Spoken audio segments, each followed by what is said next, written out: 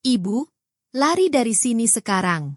Bisikan ketakutan itu tidak datang dari seorang perampok. Itu berasal dari pria pucat dan kurus yang membersihkan jalan-jalan di lingkungan tersebut. Dia menunjuk ke arah sebuah gudang kecil. Apa yang saya lihat di dalam gudang itu kemudian membuat saya ingin lari dari anak-anak saya sendiri. Sebelum kita memulai cerita ini, mohon beritahu di kolom komentar dari tempat mana Anda menonton. Jangan lupa like dan kapal selam Cribe agar saluran kami dapat berkembang dan berbagi lebih banyak kisah menakjubkan. Langit sore terasa lembut dan tenang. Warna jingga dan ungu memenuhi langit di atas sebuah rumah tua besar. Untuk Nyonya Tawa Senja selalu terasa sepi. Rumah yang ditinggalkan mendiang suaminya itu terasa semakin besar dan kosong setiap harinya. Dinding-dindingnya seakan tergeser, menyatu dengan kekosongan di dalam hatinya. Dia dulu 60 tahun seharusnya ia menikmati masa tuanya, dikelilingi tawa cucu-cucunya. Namun takdir berkata lain. Dia hanya tinggal bersama kedua anaknya, Bima dan Ratna. Dan akhir-akhir ini, mereka menjadi aneh. Pagi itu, Bima masuk ke kamarnya sambil membawa nampan berisi sarapan. "Selamat pagi, Ibu," katanya dengan senyum lebar yang tak sampai ke matanya. "Aku bawa bubur ayam kesukaanmu. Makanlah selagi hangat." Bu Ririn tersenyum lemah. Ia melihat mata Bima melirik sekilas ke laci meja riasnya, tempat ia menyimpan buku keuangan dan perhiasannya. Ini bukan pertama kalinya dia memperhatikan hal itu. "Oh ya, Bu," kata Bima lembut, pura-pura merapikan selimut yang sudah rapi. "Kemarin, Pak RT tanya soal surat-surat rumah kita. Katanya, datanya sedang diperbarui. Aku bisa urusin, Bu. Ibu istirahat saja di rumah." Ibu Ririn mengangguk. Tetapi dia tahu betul bahwa dia telah membayar semua tagihan bulan lalu. Tidak ada pembaruan data. Itu hanyalah salah satu dari banyak alasan yang digunakan anak-anaknya untuk mengendalikan segalanya. Uangnya, surat-suratnya, rumahnya. Mereka bilang itu demi kebaikannya sendiri, jadi dia tidak perlu khawatir. Namun baginya, rasanya seperti hidup dalam sangkar emas, aman, tetapi terjebak. Sore itu, Ratna pulang sambil membawa setumpuk kertas. "Bu, lihat ini," katanya dengan gembira. Tapi itu bukan kertas untuk perjalanan atau makanan. Itu adalah brosur untuk panti jompo, tempat tinggal bagi orang tua. "Bu, tempat ini bagus sekali," kata Ratna sambil duduk di tepi tempat tidurnya. "Ada perawat sepanjang waktu dan banyak kegiatan seru.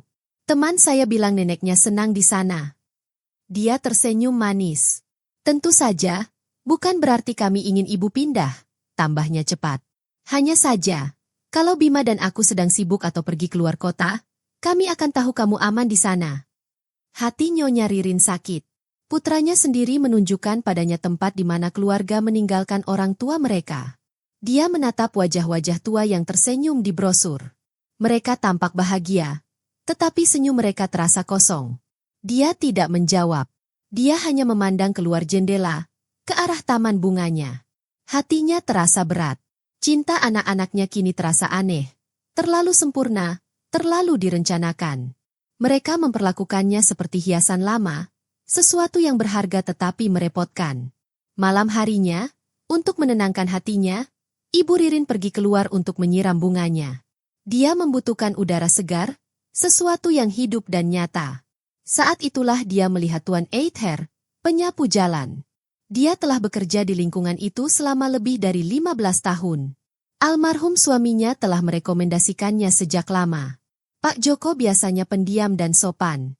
Ia jarang berbicara kecuali ada yang mengajaknya bicara. Namun hari ini, ada sesuatu yang salah. Dia tampak gugup. Sapunya bergerak tak berirama. Matanya terus melirik ke kiri dan ke kanan. Begitu melihat Ibu Ririn, dia segera mengalihkan pandangannya. Dia tidak terlalu memikirkannya. Mungkin dia punya masalah. Dia meneruskan pemangkasan bunganya.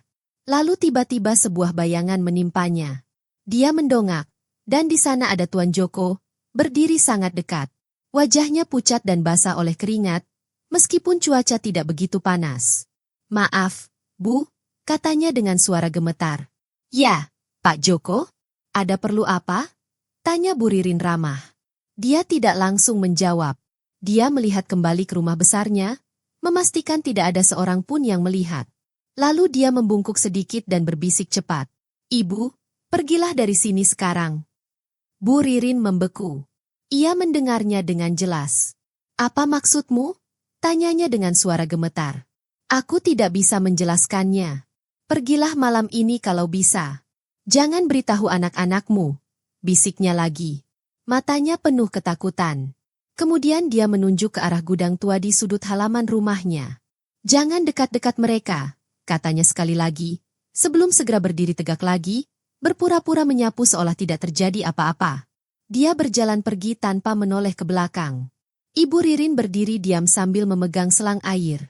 Jantungnya berdebar kencang. Kata-kata Pak Joko terngiang di telinganya. Larilah. Jangan beritahu anak-anakmu. Dia melihat ke arah gudang. Gudang kecil dan tua itu kini tampak menakutkan dalam cahaya yang memudar, seolah menyembunyikan sesuatu yang gelap. Malam itu, makan malam terasa seperti berlangsung selamanya. Ibu Ririn duduk di meja antara Bima dan Ratna. Dia mencoba makan, tetapi nasi terasa seperti pasir di mulutnya. Setiap dentingan sendok kedengarannya terlalu keras. Dia berkata pada dirinya sendiri berulang kali, bersikaplah normal. Jangan biarkan mereka menyadari apapun. Bima menatapnya dan bertanya dengan manis. Bu, kenapa ibu makannya sedikit sekali? Apa ibu baik-baik saja? Suaranya terdengar penuh perhatian, tetapi ada hal lain di matanya, ketidaksabaran. Aku baik-baik saja, katanya lembut. Aku hanya kurang nafsu makan. Makanya kamu harus minum vitamin yang kita beli kemarin, kata Ratna cepat.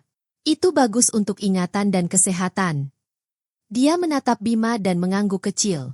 Dulu Bu Ririn mungkin mengira itu hanya obrolan kakak beradik biasa. Sekarang, itu tampak seperti sinyal rahasia. Setelah makan malam, dia memberitahu mereka bahwa dia sakit kepala dan pergi ke kamarnya. Dia duduk di tepi tempat tidurnya, menatap wajah lelahnya di cermin.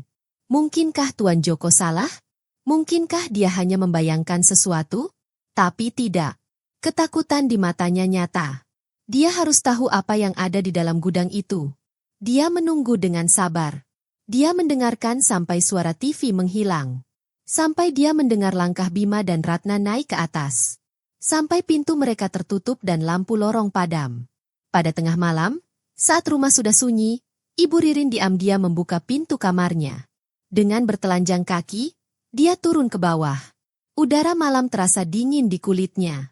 Dia mengambil kunci tua yang tergantung di dekat dapur, berdebu dan berkarat. Dia pikir tidak ada seorang pun yang menggunakannya selama bertahun-tahun.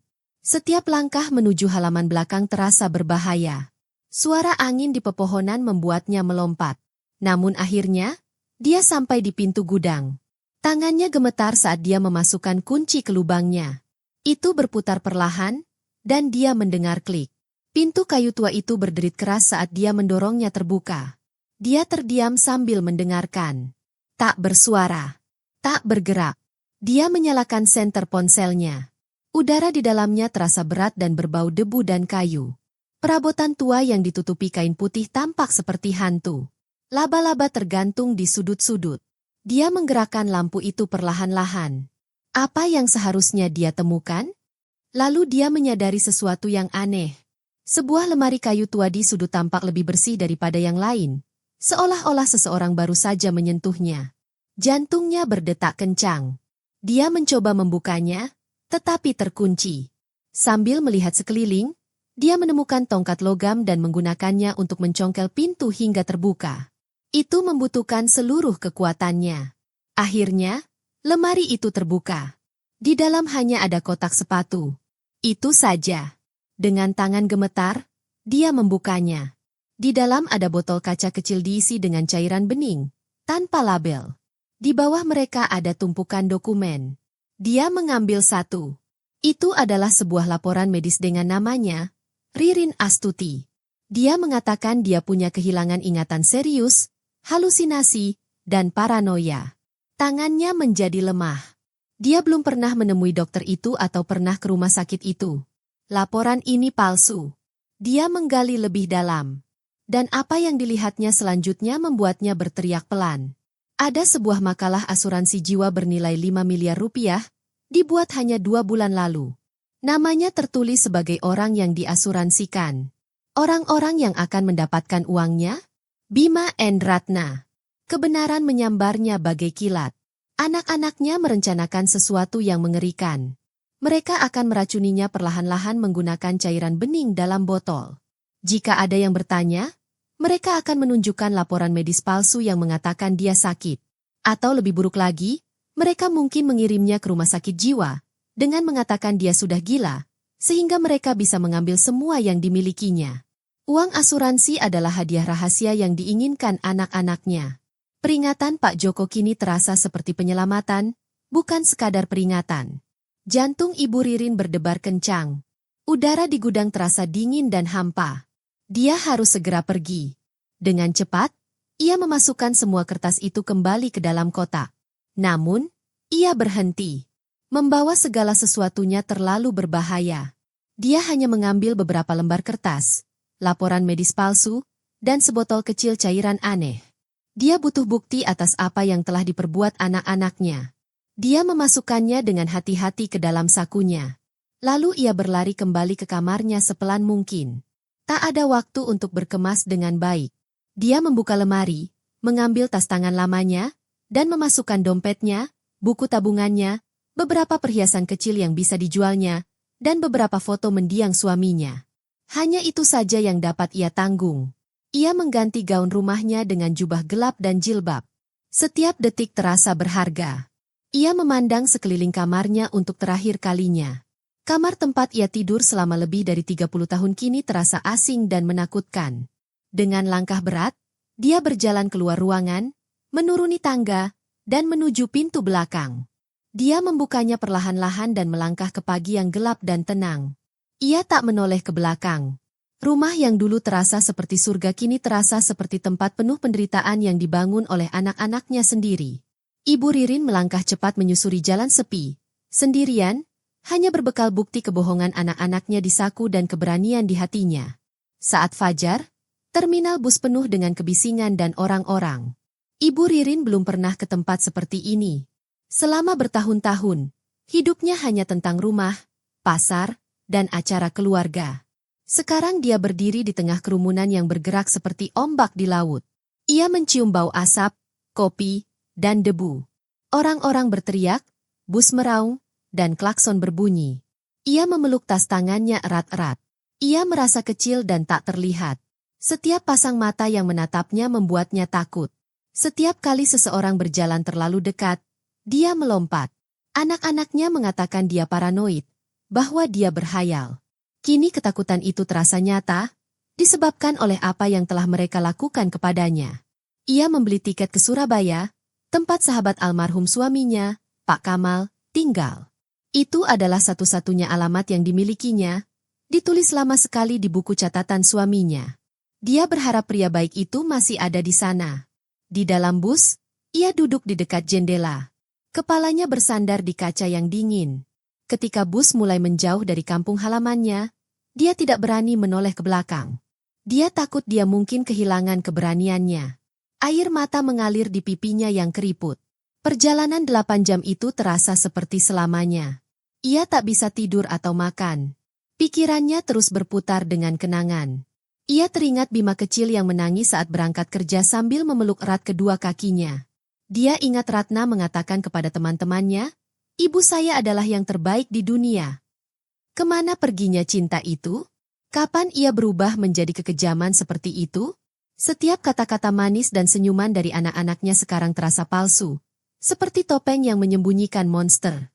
Dia merogoh saku jubahnya dan menyentuh botol kecil serta kertas-kertas terlipat. Mereka merasa dingin, sedingin pengkhianatan yang telah dialaminya. Hanya itu yang membuatnya tetap tegar. Bukti bahwa dia tidak gila. Sementara itu, di rumah besar mereka, matahari pagi bersinar melalui jendela Bima. Dia menguap dan meregangkan badan, siap memulai kegiatan biasanya. Dia pergi untuk mengetuk pintu rumah ibunya. "Bu, bangun. Sarapan sudah siap," panggilnya. Tidak ada jawaban. Dia mengetuk lagi, lebih keras. Masih tidak ada apa-apa.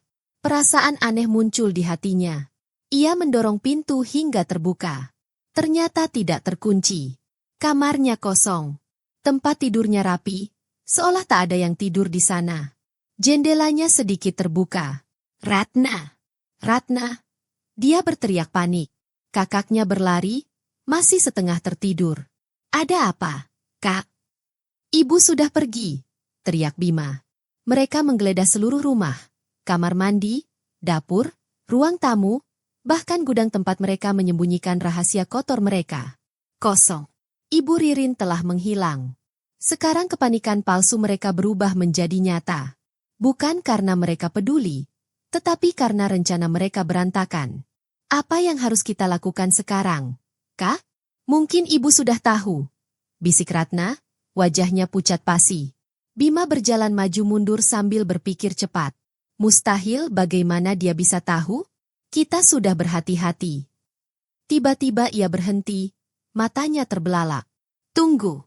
Tukang sapu itu, Pak Joko. Kemarin, aku melihatnya ngobrol dengan ibu di taman. Orang tua itu, umpat Ratna. Dia pasti ikut campur. Jadi, apa yang harus kita lakukan? Tanyanya. Kalau ibu lapor polisi, tamatlah riwayat kita. Tenang, bentak Bima. Kita akan mendahuluinya. Kita laporkan dulu. Ia menatap tajam ke arah kakaknya. Dengar baik-baik. Begini cerita kami, ibu menderita demensia. Ia sakit dan pelupa. Ia kabur tadi malam. Kami hanya anak-anak yang khawatir dan berusaha mencarinya. Mengerti? Ratna mengangguk cepat. 2 jam kemudian, mereka sampai di kantor polisi. Bima menangis di depan seorang petugas. Ratna tampak ketakutan dan lelah. Ibu saya, Pak, kata Bima sambil terisak. Ibu sudah tua dan sering lupa. Kami khawatir beliau hilang. Baik, Pak, tambah Ratna. Kondisinya makin memburuk akhir-akhir ini. Kami ingin membawanya ke dokter, tapi dia sudah pergi sebelum kami sempat. Kami hanya ingin dia pulang dengan selamat. Polisi itu mengangguk ramah. Dia mempercayai mereka. Dia menuliskan semuanya dengan hati-hati dan berjanji untuk membantu. Bima dan Ratna telah melakukannya. Mereka membuat polisi mempercayai cerita mereka bahwa ibu mereka sakit dan bingung. Sekarang mereka berencana menyebarkan kebohongan itu kemana-mana. Kembali di Surabaya, Ibu Ririn akhirnya tiba di terminal bus di siang yang panas. Seluruh tubuhnya sakit dan kepalanya berputar. Ia turun dari bus dan melihat sekeliling. Kota itu besar dan ramai, penuh mobil dan orang. Dia merasa sangat kecil. Dia mengeluarkan selembar kertas, alamat Pak Kamal. Itulah satu-satunya harapannya. Dia menghentikan seorang pengemudi taksi sepeda motor dan memintanya untuk mengantarnya ke sana. Alamat itu membawanya ke sebuah lingkungan tua dengan jalan-jalan sempit. Dia terus bertanya arah kepada orang-orang, sambil menunjukkan kertas petunjuk arah. Beberapa orang hanya menggelengkan kepala. Dia merasa lelah, kakinya sakit, dan dia mulai kehilangan harapan. Mungkin Tuan Kamal sudah pindah. Setelah hampir 2 jam, seorang wanita baik hati di sebuah warung makan menunjukkan jalan. Oh, Pak Kamal? Pengacara itu? Rumahnya masih di sana. Jalan lurus saja. Nanti kamu lihat rumah kaca dengan pohon mangga besar. Ibu Ririn mengucapkan terima kasih dan berjalan lagi dengan kekuatan baru. Tak lama kemudian dia melihatnya. Sebuah rumah kaca kecil dengan pohon mangga besar. Di beranda duduk seorang lelaki tua berambut putih, tengah membaca koran. Itu Tuan Kamal. Jantungnya berdebar kencang. Bagaimana kalau dia tidak percaya? Bagaimana kalau dia pikir dia gila? Seperti kata anak-anaknya? Dia menarik napas dalam-dalam dan berjalan ke gerbang. Orang tua itu mendongak. Siapa di sana? Suaranya bergetar. Maaf, Pak Kamal. Ini saya, Ririn, istri almarhum Pak Hardi. Mata Pak Kamal terbelalak. Ia segera berdiri. Ia memandanginya dari ujung kepala hingga ujung kaki. Ia kurus, pucat, dan lelah. Ia bukan lagi wanita ceria yang ia ingat. Ririn, ada apa denganmu? Tanyanya kaget. Ibu Ririn menangis terseduh-seduh. Ia menangis sekeras-kerasnya. Suaranya bergetar menahan sakit dan ketakutan. Tuan Kamal bergegas menghampirinya, membantunya masuk, dan memberinya segelas air. Tenanglah, Ririn. Ceritakan semuanya padaku, katanya lembut. Tak lama kemudian, ia pun menceritakan semuanya. Perilaku aneh Bima dan Ratna, peringatan Pak Joko, surat-surat palsu, racun, dan pelariannya di tengah malam. Dia menunjukkan kepadanya laporan medis palsu dan botol kecil itu. Tuan Kamal, yang telah menjadi pengacara selama bertahun-tahun, mengamati mereka dengan saksama. Awalnya, ia bertanya-tanya apakah Ririn mungkin bingung karena kesedihan. Namun, ketika membaca surat-surat itu, ia melihat hal-hal aneh, format yang salah, tanda tangan palsu. Lalu ia menatap matanya. Matanya penuh ketakutan, tapi juga kebenaran. Dia mempercayainya. Ketika ia mengucapkan nama anak-anaknya, Bima dan Ratna, wajah Pak Kamal menjadi muram. Dia ingat betapa sahabatnya Hardi sangat mencintai anak-anak itu. Dia telah bekerja keras untuk memberi mereka kehidupan terbaik. Sekarang mereka tidak hanya mengkhianati ibu mereka, tetapi juga kenangan akan ayah mereka. Pak Kamal mengepalkan tinjunya. Matanya menyala-nyala karena marah. Mereka akan membayarnya, Ririn, katanya tegas. Aku bersumpah.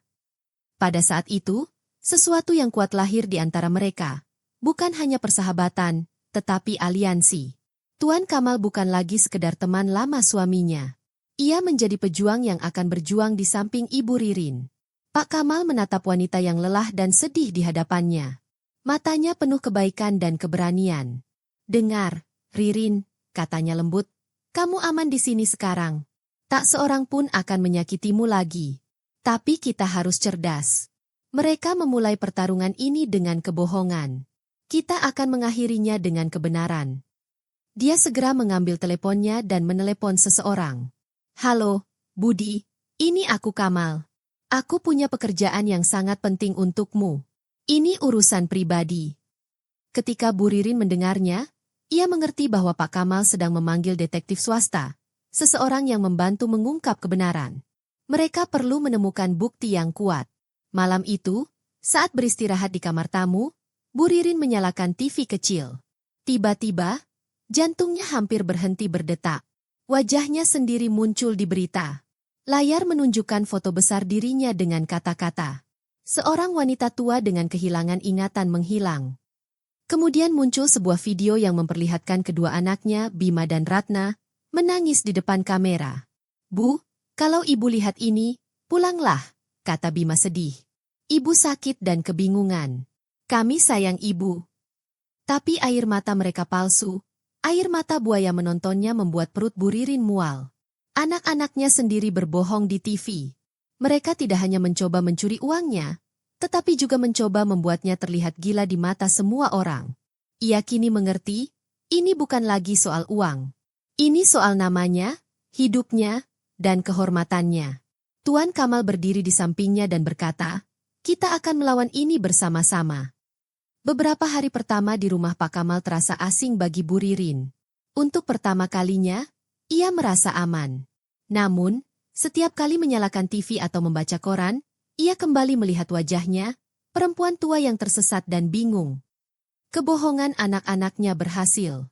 Ia merasa seperti buronan, orang yang melarikan diri, meskipun ia tidak bersalah. Terkadang ia tidak bisa tidur atau makan. Ia takut jika ia meninggalkan rumah. Seseorang mungkin mengenalinya dan membawanya kembali ke tempat mengerikan yang telah ia tinggalkan. Pak Kamal menyadari ketakutannya. Sabar, Ririn, katanya lembut. Orang yang berbohong selalu membuat kesalahan. Bima dan Ratna merasa mereka menang. Tapi tak lama lagi semua itu akan kembali menyakiti mereka. Budi akan datang pagi ini. Dia penyidik terbaik yang kukenal. Dia tidak banyak bicara, tapi dia sangat cerdas. Kemudian pada pagi harinya Budi tiba. Dia tidak terlihat seperti detektif film. Dia hanya pria biasa yang mengenakan kemeja dan celana sederhana. Namun, tatapannya tenang dan tajam, seolah dia bisa melihat kebohongan apapun. Dia duduk bersama Ibu Ririn dan membuka buku catatan kecil. Selamat pagi, Bu. Sapanya sopan. Pak Kamal sudah bercerita sedikit, tapi saya ingin mendengar semuanya dari Anda. Mohon ceritakan kisah Anda dari awal. Jangan sampai ada detail kecil yang terlewat. Ibu Ririn menarik napas dalam-dalam dan mulai menceritakan kembali kisahnya. Semua yang telah terjadi. Budi mendengarkan dengan saksama. Ia tidak menyela. Terkadang, ia menulis catatan. Lalu ia mengajukan pertanyaan yang belum terpikirkan olehnya. Jam berapa Bima biasanya memberimu vitamin? Vitamin apa? Kapan Ratna mulai bertanya tentang uangmu? Apakah mereka punya teman baru yang sering mereka ajak bicara? Setiap pertanyaan membantu Budi lebih memahami apa yang telah dilakukan Bima dan Ratna. Setelah 1 jam, Budi menutup buku catatannya. Baiklah, katanya, kurasa aku sudah punya cukup uang untuk memulai.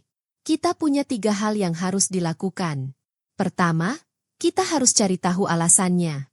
Aku akan periksa masalah keuangan mereka. Tidak ada yang melakukan hal seburuk ini tanpa alasan yang kuat. Kedua, kita harus mencari dari mana mereka mendapatkan racun itu dan siapa yang membantu mereka membuat dokumen palsu. Dan ketiga, kita harus menemukan bukti kuat yang menghubungkan mereka dengan rencana ini. Dia berdiri. Tolong tetap di sini, Bu Ririn. Jangan hubungi siapapun. Anggap saja dunia luar tidak ada untuk saat ini. Kemudian Budi berangkat untuk memulai pekerjaannya. 2 hari kemudian, Budi kembali dengan setumpuk kertas tebal. Ia meletakkannya di atas meja. Motifnya jelas, katanya. Bima dan Ratna terlilit utang. Ia menunjukkan dokumen bank dan catatan keuangan daring. Bima telah kehilangan banyak uang, ratusan juta, dalam perdagangan saham daring yang berisiko. Ratna bahkan kehilangan lebih banyak uang karena berjudi di pertandingan sepak bola. Dulu, mereka pernah meminjam uang dari rentenir, orang-orang berbahaya yang meminjamkan uang dengan bunga tinggi. Kini utang mereka jatuh tempo minggu depan. Jika mereka tidak membayar, rentenir itu bisa saja merugikan mereka. Bu Ririn menutup mulutnya karena terkejut. Jadi, bagi mereka, nyawanya hanya sepadan dengan utang mereka, hanya beberapa miliar rupiah. Namun Budi belum selesai. Saya juga memeriksa riwayat pencarian internet mereka, ujarnya. Sebulan yang lalu, Ratna mencari informasi tentang racun yang bekerja lambat dan membuat orang tua terlihat sakit atau pelupa. Lalu dia membeli bahan kimia secara online menggunakan nama palsu. Budi bahkan menemukan siapa yang membantu mereka memalsukan laporan dokter. Seorang pria bernama Kras, seorang pemalsu dokumen ternama. Ia menunjukkan foto Tegar. Dialah yang membuat laporan medis palsumu, kata Budi. Pak Kamal mengepalkan tinjunya. Ini sudah cukup untuk menghancurkan mereka, katanya tegas. Namun Budi tersenyum kecil dan mengeluarkan satu benda lagi, perekam audio kecil. Ini, katanya, adalah bukti yang paling penting. Dia menekan tombol play. Awalnya suara itu berisik, namun kemudian mereka mendengar suara Bima dengan jelas. Minggu depan kita harus membayar utangnya. Apa yang harus kita lakukan? Suara Ratna menjawab, jangan khawatir. Rencanaku pasti berhasil. Sebentar lagi semua masalah keuangan kita akan hilang. Lalu suara kasar rentenir itu berkata, rencana apa? Jangan bohongi aku. Ratna menjawab, tidak bohong, Pak. Kami hanya mempercepat proses pewarisan. Ibu kami sudah tua dan sakit-sakitan. Setelah beliau beristirahat dengan tenang, semua uang dan asuransinya akan menjadi milik kami. Tunggu saja sebentar lagi. Rekaman berakhir.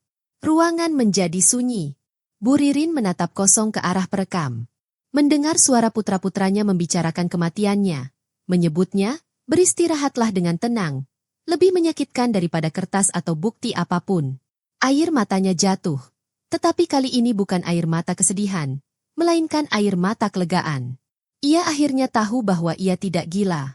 Semua yang ia rasakan itu nyata. Pak Kamal meletakkan tangannya di bahu Budi. Kerja bagus, katanya. Lalu ia melihat tumpukan bukti. Wajahnya berubah keras dan tegas. Mereka menggali lubang untuk ibu mereka, tetapi mereka sebenarnya telah menggali kubur mereka sendiri. Sekarang kita memiliki semua yang kita butuhkan untuk berjuang. Di seberang kota, Bima dan Ratna mulai gelisah. Sudah lebih dari seminggu sejak ibu mereka menghilang. Dan polisi belum menemukannya. Polisi mengatakan itu hanya kasus orang tua hilang biasa. Itulah rencana mereka. Tapi sekarang, itu jadi masalah. Tanpa ibu mereka ditemukan, mereka tidak bisa mendapatkan uang warisan atau asuransi. Sementara itu, para rentenir terus menelepon mereka dengan marah. Kita tidak bisa hanya duduk di sini menunggu, kata Bima, mondar-mandir. Para penagih utang sudah mengawasi rumah kita. Kalau ibu tidak segera ditemukan, atau dinyatakan meninggal, habislah kita. Ratna tampak ketakutan. Tapi apa boleh buat? Kita sudah lapor polisi. Kita sudah sebarkan brosur. Bima berhenti dan menyeringai. Kita terlalu pendiam. Kita harus membuat ibu muncul. Atau setidaknya membuat orang-orang berpikir dia gila agar tidak ada yang percaya kalau dia muncul. Dia meraih teleponnya. Saya akan menelepon Ratih. Reporter TV dari cerita sedih acaranya selalu mendapat rating tinggi. Kami akan memberikan wawancara eksklusif kepada mereka. Kami akan menangis dan mengatakan bahwa kami telah berusaha keras merawat ibu kami yang sakit. Semua orang akan menganggap kami anak yang baik. Ratna menatapnya dengan kagum. Kau jenius, Kak. 2 hari kemudian, cerita sedih tim memenuhi ruang tamu mereka. Ratih, reporter terkenal dengan senyum palsu yang manis, duduk di depan mereka saat kamera mulai merekam. Kami turut berduka cita atas ibumu, kata Ratih lembut. Bisakah kau ceritakan tentang kondisinya sebelum ia menghilang? Bima mulai tampak sedih. Ibu kami segalanya bagi kami, katanya, berpura-pura menangis. Tapi setelah ayah kami meninggal, dia berubah. Dia jadi lupa segalanya, bicara sendiri, dan bilang ayah kami masih bersamanya. Terkadang dia menuduh kami mencuri uangnya, tapi kami hanya ingin membantunya. Ratna menyeka air matanya yang palsu dan menambahkan, pernah suatu kali, dia bahkan menyembunyikan perhiasannya di bawah pot bunga karena dia pikir kami akan mengambilnya. Kami menyayanginya sepenuh hati, tapi dia malah menjauhi kami. Mereka menceritakan kisah palsu mereka dengan sangat baik, bahkan kru kamera pun terlihat sedih. Lalu Bima menambahkan bagian terburuknya, kami sangat takut, Bu Ratih. Bagaimana kalau ada orang di luar sana yang membohongi ibu kami dan mencuri uangnya? Dia kebingungan dan mudah ditipu. Bagaimana kalau dia diculik? Kalimat cerdik itu membuat orang percaya bahwa siapapun yang membantu Nyonya Ririn, seperti Tuan Kamal atau Budi, pasti orang jahat yang mencoba mencuri darinya. Wawancara berakhir dengan kamera menyorot wajah mereka. Bima menatap lurus ke kamera dan berkata, Bu, dimanapun ibu berada, pulanglah. Kami tidak marah, Bu. Kami hanya ingin menjaga ibu. Kami sayang ibu. Malam itu kisah pilu episode tentang Bima dan Ratna menjadi sangat terkenal. Semua orang di media sosial mulai membicarakannya. Orang-orang memposting pesan dengan tagar seperti dukung Bima dan Ratna, banyak yang mengatakan mereka adalah anak baik dan memanggil mereka pahlawan. Namun ada pula yang mengirimkan pesan-pesan kemarahan dan berkata buruk kepada seseorang yang tidak dikenal. Orang yang mereka duga menyembunyikan Ibu Ririn. Jauh di sana, di rumah Pak Kamal di Surabaya, televisi di ruang tamu masih menyala. Pertunjukannya baru saja berakhir. Bu Ririn duduk di sofa, wajahnya seputih kertas. Tangannya gemetar. Kali ini, rasa sakit yang ia rasakan bukan karena tersakiti dari luar, melainkan dari lubuk hatinya. Acara itu berbohong tentangnya. Rasanya seperti ada yang menusuk hatinya lalu menertawakannya di depan semua orang. Jutaan orang menonton dan mereka semua mempercayai kebohongannya. Pak Kamal diam-diam mematikan televisi. Acara lucu pun ditayangkan setelahnya. Tetapi suara tawa di TV membuat ruangan terasa semakin muram. Ia memandang Ibu Ririn yang duduk terdiam dan pucat. Mereka menggunakan senjata terkuat mereka. Ririn, katanya lembut namun tegas. Tapi peluru mereka palsu. Kita punya kebenarannya. Sekarang saatnya melawan. Dia mengucapkan kata-kata berani itu, tetapi jauh di lubuk hatinya, dia tahu itu tidak akan mudah. Bagaimana mereka bisa mengubah pikiran begitu banyak orang yang sudah mempercayai kebohongannya? 2 hari berikutnya adalah hari-hari terberat bagi Ibu Ririn. Dia mengunci diri di kamar tamu. Dia tidak makan. Dia tidak bicara. Dia hanya duduk dan menatap dinding. Kebohongan anak-anaknya terus terngiang dalam pikirannya, bagaikan racun. Dunia yang dikenalnya telah lenyap. Semua orang menyebutnya gila, dan orang-orang menganggap Bima dan Ratna baik dan ramah. Dia merasa terjebak di dalam penjara gelap dan sepi yang disebut putus asa. Pada hari ketiga, Tuan Kamal masuk ke kamarnya. Dia membuka tirai sehingga sinar matahari memenuhi ruangan. Cukup, Ririn, katanya dengan suara tegas. Kamu boleh sedih. Kamu boleh menangis, tapi kamu tidak boleh menyerah. Kalau kamu menyerah, mereka menang. Mereka akan menghancurkan nama baikmu, dan nama baik Hardy juga. Ketika dia mengucapkan nama mendiang suaminya, ada sesuatu dalam dirinya yang berubah. Dia ingat wajah Hardy yang tersenyum. Dia adalah orang baik yang selalu percaya pada kejujuran. Jika dia melihat bagaimana nama keluarganya hancur, hatinya pasti akan hancur. Air mata memenuhi mata Ibu Ririn.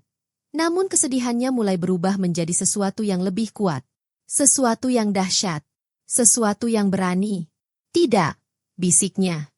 Aku tidak akan membiarkan mereka menang. Sore itu, dia duduk bersama Pak Kamal dan Budi, peneliti, untuk merencanakan apa yang harus dilakukan selanjutnya. Melapor ke polisi sekarang sama saja seperti terjun ke api, kata Budi. Orang-orang sudah percaya cerita Bima dan Ratna. Bahkan polisi pun bisa mengira kamu mengada-ada. Jadi apa yang harus kita lakukan? Tanya Bu Ririn. Pak Kamal mengetuk-ngetukkan jarinya di meja. Kita akan melawan api dengan api, tapi bukan dengan kebohongan seperti mereka. Kita akan menggunakan kebenaran. Kita akan menyemprotkan kebenaran seperti air, kuat dan jernih. Pertama, kita harus membuat orang mulai meragukan cerita mereka. Kita harus membuat mereka bertanya, apakah Bima dan Ratna benar-benar sesempurna itu? Tuan Kamal tahu seseorang yang bisa membantu, seorang jurnalis bernama Salim. Salim adalah seorang teman lama dan orang baik yang selalu mengatakan kebenaran dalam berita-beritanya. Ia terkenal karena tidak mengejar drama, melainkan fakta nyata. Tuan Kamal menemuinya di sebuah kedai kopi yang tenang. Aku punya cerita untukmu, Lim, katanya setelah memesan kopi. Cerita tentang seorang ibu yang hilang dan kedua anaknya yang penuh kasih. Salim tersenyum tipis. Ah, maksudmu kasus Bu Ririn. Seluruh negeri tahu kisah sedih itu, katanya dengan nada menggoda. Itu karena kamu hanya melihat sampulnya, jawab Tuan Kamal dengan tenang. Lalu ia mencondongkan tubuh lebih dekat dan berbisik. Bagaimana kalau kukatakan dua, anak penyayang, itu berutang miliaran rupiah kepada orang jahat?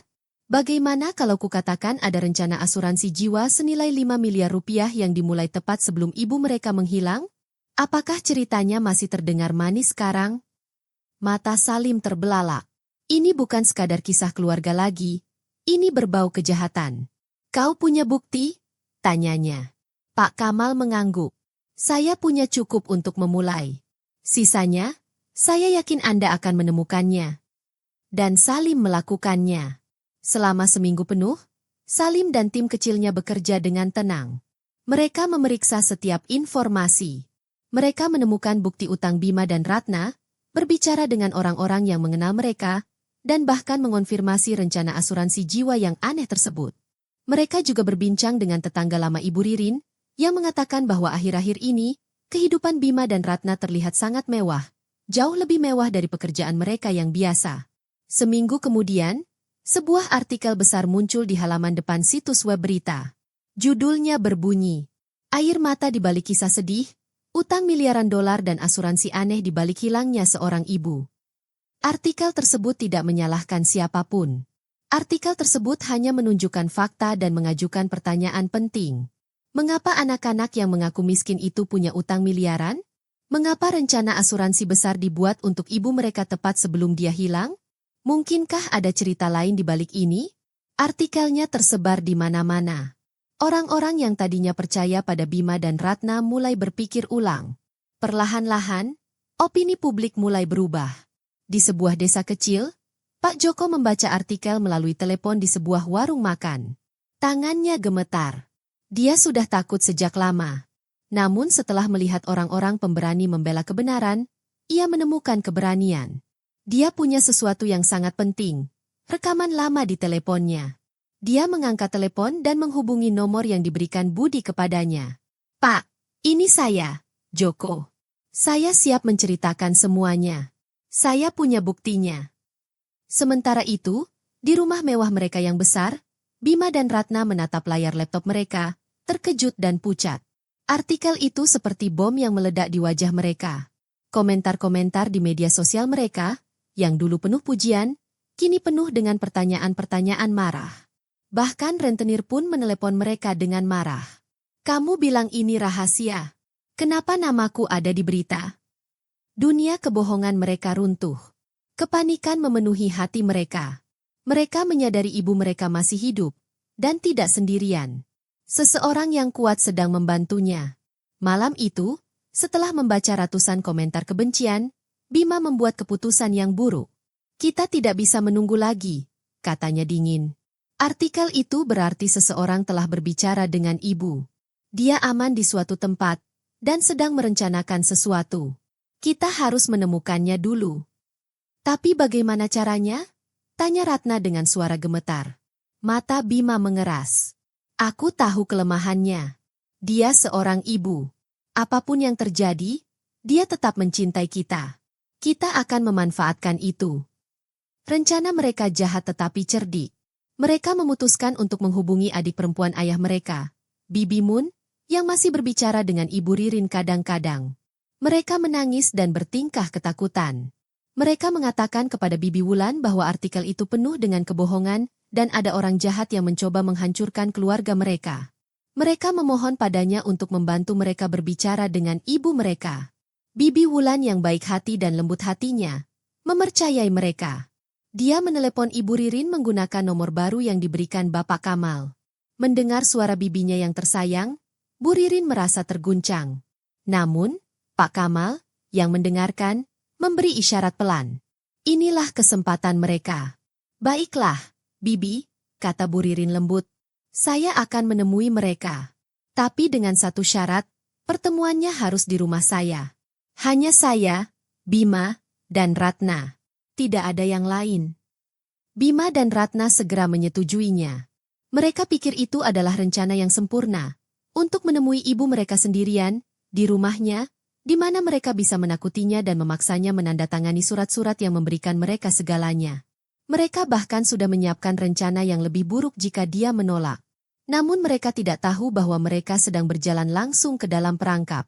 2 hari kemudian, pagi-pagi sekali, Budi dan timnya mulai bersiap. Mereka menggeledah setiap sudut rumah untuk memastikan Bima dan Ratna tidak menyembunyikan kamera rahasia. Kemudian mereka menempatkan kamera kecil mereka di dalam jam, di balik hiasan dinding, dan di dalam pot bunga. Petugas polisi berpakaian preman menunggu di dekatnya, mendengarkan semuanya. Tepat pukul 14 WIB Ibu Ririn datang bersama Bapak Kamal. Dia mengenakan gaun sederhana dan sengaja terlihat lelah. Tuan Kamal menepuk bahunya. Ingat, Ririn, kamu bukan korban lagi. Kamu yang pegang kendali. Dia mengangguk dengan berani. Di dalam rumah, Bima dan Ratna sudah menunggu, pura-pura menyesal. Ibu, kata Bima lirih sambil berusaha memegang tangan ibu. Namun Ibu Ririn dengan lembut menarik tangannya. Duduklah, katanya pelan, berpura-pura lemah. Mereka duduk berhadapan. Udara terasa berat. Bima memulai lebih dulu. Ibu, kami minta maaf. Kami telah berbuat salah. Berita-berita itu tidak benar. Itu semua kebohongan orang jahat yang mencoba menyakiti kami.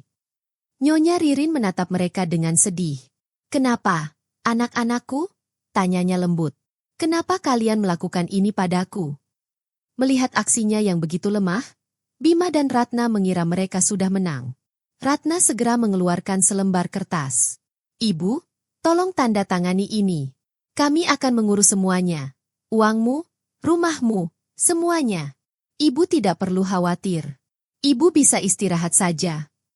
Ibu Ririn duduk dengan tenang di meja ketika putranya menyerahkan setumpuk kertas dan pena. Dia melihat kertas-kertas itu, lalu ke wajah kedua anaknya, Bima dan Ratna. Jantungnya terasa berat. Ia menggeleng pelan. Aku tidak akan menandatangani apapun, katanya lembut. Tidak sebelum kalian berdua mengatakan yang sebenarnya. Wajah Bima berubah. Senyum penyesalan palsunya lenyap. Kini wajahnya tampak dingin dan kejam. Apakah ibu benar-benar ingin kita jujur? Tanyanya dengan kasar. Baiklah. Kami butuh uang. Kami terlilit utang. Para penagih utang mengejar kami setiap hari. Dan kau, dia menunjuk ibunya, kau hanya duduk di sini dengan semua harta dan uang ayah. Kau tidak peduli pada kami. Mata Bu Ririn berkaca-kaca. Suaranya bergetar. Jadi selama ini perhatianmu, Vitamin yang kau berikan setiap pagi semuanya bohong. Ratna tertawa kejam. Tentu saja, Bu. Apa ibu benar-benar berpikir kami peduli dengan kesehatan ibu? Tidak. Kami hanya peduli dengan warisan ibu. Vitamin itu seharusnya membuat ibu lebih cepat lemah. Tapi ibu terlalu kuat. Ibu bahkan tidak sakit. Sayang sekali. Bima menyilangkan tangannya. Jangan dramatis, Bu. Tanda tangani saja surat-surat yang kami berikan. Biar kami yang urus sisanya. Ia menatap ibunya dengan jijik. Seharusnya kau melakukan ini diam-diam. Tapi kau memilih untuk mempermalukan kami di depan semua orang. Sekarang kau harus menandatanganinya, suka atau tidak. Kata-kata mereka penuh dengan kekejaman dan kebenaran. Setiap kalimat adalah pengakuan atas rencana jahat mereka. Mereka tidak tahu bahwa semua yang mereka katakan, suara mereka, tawa mereka, kemarahan mereka, sedang direkam. Petugas hukum mendengarkan di ruangan lain, menunggu saat yang tepat. Bu Ririn perlahan duduk tegak. Wajahnya yang lemah berubah. Kesedihan menghilang. Tatapannya berubah tajam dan tegas. Dia menatap anak-anaknya dan berkata dengan suara tenang dan tegas, "Cukup." Bima mengerutkan kening. Cukup apa? Sebelum dia bisa berbicara lagi, terdengar suara keras dewer. Pintu depan tiba-tiba terbuka. Beberapa petugas polisi berpakaian sipil bergegas masuk. Bima dan Ratna membeku. Wajah mereka memucat. Rasa takut menggantikan harga diri mereka. Mereka menatap polisi, lalu ibu mereka, yang kini berdiri tegak dan kuat. Baru kemudian mereka menyadari, ini bukan pertemuan keluarga. Itu jebakan. Dunia mereka hancur dalam hitungan detik. Suara pintu yang keras itu bagaikan suara kiamat. Polisi memenuhi ruangan, mata serius mereka tertuju pada kedua saudara kandung itu. Ratna melangkah mundur, menghantam meja, matanya bergerak cepat, mencari jalan keluar yang tidak ada. Bima berdiri mematung, mulutnya sedikit menganga. Pikiran cerdasnya berhenti bekerja. Seorang polisi melangkah maju dan berkata dengan tegas, "Bima Firmansyah dan Ratna Firmansyah, kalian ditangkap atas tuduhan percobaan pembunuhan, pemalsuan dokumen, dan penipuan asuransi." Dia menunjukkan mereka sebuah kertas. Ratna berteriak panik. Ini salah paham. Kita tidak melakukan apa-apa. Ibu kita sakit. Dia tidak tahu apa yang dia katakan. Bu, tolong beritahu mereka. Ia menatap ibunya, berharap mendapat belas kasihan. Namun, Bu Ririn hanya balas menatap dengan tenang. Tidak ada ketakutan di matanya, hanya kekuatan dan keadilan. Bima mencoba melepaskan lengannya dari seorang polisi wanita. Lepaskan aku. Kau tidak punya bukti. Ini jebakan? Bukti? Tanya petugas itu sambil menunjuk ke dinding. Tersenyumlah ke kamera. Semua yang Anda katakan terekam, dengan suara dan gambar yang sempurna. Bima dan Ratna membeku. Hati mereka mencelos. Bukan borgol yang menghancurkan mereka, melainkan kebenaran. Mereka telah menghancurkan diri mereka sendiri dengan kata-kata mereka sendiri. Mereka dibawa pergi, berjalan melewati ibu mereka. Bu Ririn tidak berkata sepatah kata pun. Ia hanya memperhatikan mereka pergi. Mereka bukan lagi anak-anaknya. Mereka adalah dua orang asing yang telah memilih jalan mereka sendiri. Di luar, lampu kilat kamera wartawan memenuhi udara. Malam itu, wajah-wajah mereka yang terkejut dan ketakutan terlihat di seluruh negeri. Kisah seorang ibu yang dikhianati oleh anak-anaknya sendiri menjadi skandal terbesar di Indonesia. Tuan Kamal, pengacara Nyonya Ririn, bekerja siang dan malam. Dia menunjukkan pengakuan video, dokumen palsu, bukti racun, pernyataan saksi, dan catatan utang. Dia juga mendatangkan Pak Joko, petugas kebersihan pemberani yang telah merekam percakapan pertama. Pak Joko telah hidup dalam ketakutan selama berbulan-bulan, tetapi sekarang dia berjalan dengan gagah berani ke kantor polisi. Dia memberi mereka telepon tuanya yang retak, yang berisi rekaman suara pertama rencana jahat anak-anak itu. Dia disebut pahlawan. Wartawan yang pernah menyebarkan kebohongan tentang Ibu Ririn terpaksa meminta maaf secara terbuka. Acaranya dibatalkan karena tidak jujur. Sementara itu, wartawan lain bernama Salim dipuji karena artikelnya yang jujur tentang kasus tersebut. Sidang dimulai. Ruang sidang selalu penuh dengan orang dan wartawan. Bima dan Ratna duduk di kursi terdakwa, mengenakan pakaian penjara. Wajah-wajah bangga mereka telah lenyap. Mereka tampak kurus, lelah, dan dipenuhi penyesalan. Pengacara mereka mencoba mengatakan bahwa mereka tidak benar-benar bermaksud membunuh ibu mereka, hanya menginginkan uang. Namun ketika video itu diputar di pengadilan, semua orang bisa mendengar tawa kejam Ratna dan kata-katanya. Ibu pikir kita benar-benar peduli. Ruangan itu menjadi sunyi. Saat Ibu Ririn naik ke mimbar saksi, semua berdiri dengan tenang. Dia berjalan perlahan namun anggun. Suaranya tenang dan mantap saat dia menceritakan kisahnya. Tentang ketakutannya, kesedihannya, dan pengkhianatannya.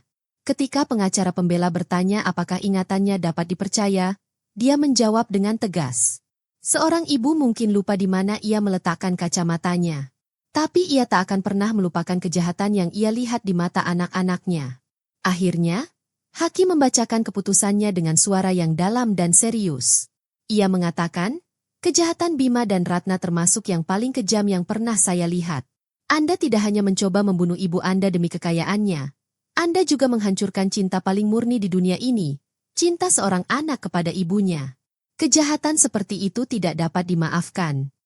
Hakim menyatakan mereka bersalah dan menjatuhkan hukuman kepada keduanya. Seumur hidup di penjara. Palu dipukul 3 kali. Bima menjerit dan jatuh ke kursinya. Ratna menundukkan kepala dan menggeleng. Hukuman mereka telah tiba. Mereka telah kehilangan kebebasan, masa depan, dan jiwa mereka. Ibu Ririn memejamkan matanya. Air mata mengalir di pipinya. Itu bukan air mata kesedihan, melainkan air mata kelegaan. Ketika dia melangkah keluar lapangan, sinar matahari menyentuh wajahnya. Dia bukan lagi korban. Dia adalah penyintas. 6 bulan kemudian, Ibu Ririn menjual rumah besarnya. Setiap sudut mengingatkannya pada rasa sakit dan pengkhianatan. Menjualnya terasa seperti membersihkan kegelapan masa lalu. Dia membeli sebuah rumah kecil di lingkungan yang tenang, dengan taman yang indah tempat dia bisa menanam bunga. Cuacanya cerah, damai, dan penuh kehangatan. Tidak ada aula besar atau ruangan kosong yang dingin, hanya kedamaian. Namun terkadang, di malam hari, dia masih terbangun dengan perasaan sedih. Dia kehilangan anak-anaknya, bukan karena mereka meninggal, tetapi karena pilihan mereka. Suatu sore, dia membuka album foto lama. Dia melihat foto Bima kecil dan Ratna yang sedang tertawa gembira di pangkuannya. Ia menyentuh wajah mereka dengan lembut dan menangis, bukan karena mereka telah menjadi penjahat, tetapi karena mereka pernah menjadi anak-anak tak berdosa. Ketika air matanya berhenti, dia menutup album itu dan menyimpannya. Sudah waktunya untuk bergerak maju. Ibu Ririn memutuskan bahwa rasa sakitnya harus membawa tujuan. Dia bergandengan tangan dengan Bapak Kamal dan mendirikan sebuah yayasan bernama Kasih Ririn, Ririn S. Love. Yayasan ini membantu orang lanjut usia yang dianiaya atau ditipu oleh keluarga mereka sendiri. Kantor pertamanya berada tepat di sebelah rumah barunya. Tuan Kamal menjadi penasihat hukum, membantu orang secara cuma-cuma. Dan untuk pengurus yayasannya, Ibu Ririn memilih seseorang yang istimewa, yaitu Bapak Joko. Dia mengundangnya untuk minum teh. Pak Joko, katanya dengan ramah, saya tidak akan pernah bisa membalas keberanian Anda hari itu. Namun saya ingin Anda bekerja dengan saya, bukan sebagai petugas kebersihan, melainkan sebagai pengelola yayasan ini. Anda akan merawat orang tua dan memastikan mereka hidup dengan aman. Pak Joko terkejut sekaligus terharu. Air mata memenuhi matanya. Dia tersenyum untuk pertama kalinya setelah sekian lama. Ia menerima pekerjaan itu dengan senang hati. Ia tak lagi tampak tak terlihat. Ia kini menjadi pahlawan yang membantu sesama. Waktu terus berlalu, dan Yayasan Kasih Ririn pun semakin terkenal. Masyarakat mengagumi Ibu Ririn atas keberaniannya. Dia memberikan pidato dan membantu orang lain yang menghadapi penderitaan yang sama. Dia tidak lagi bicara seperti korban. Dia bicara seperti penyintas. Pada suatu sore yang cerah, Ibu Ririn duduk di taman rumah persembunyian yayasan. Di sebelahnya duduk seorang pria tua yang baru saja diselamatkan. Dia menceritakan dengan lembut bagaimana putranya mengambil uang pensiunnya dan tidak memberinya makan dengan baik. Ibu Ririn mendengarkan dengan seksama. Ketika dia selesai, dia memegang tangannya yang keriput dan berkata, Kamu tidak sendirian lagi. Aku juga pernah merasa putus asa. Tapi lihatlah kita sekarang. Kita punya satu sama lain. Kita keluarga. Kita bisa memulai lagi. Orang tua itu menatapnya. Dan untuk pertama kalinya selama bertahun-tahun, matanya bersinar dengan harapan. Ibu Ririn tersenyum. Senyum hangat, damai, dan penuh kebaikan. Dia telah mengubah rasa sakitnya yang paling gelap menjadi cahaya terang bagi orang lain. Dia tidak hanya memenangkan keadilan terhadap anak-anaknya, dia memenangkan kembali hidupnya dan memberinya makna baru yang indah.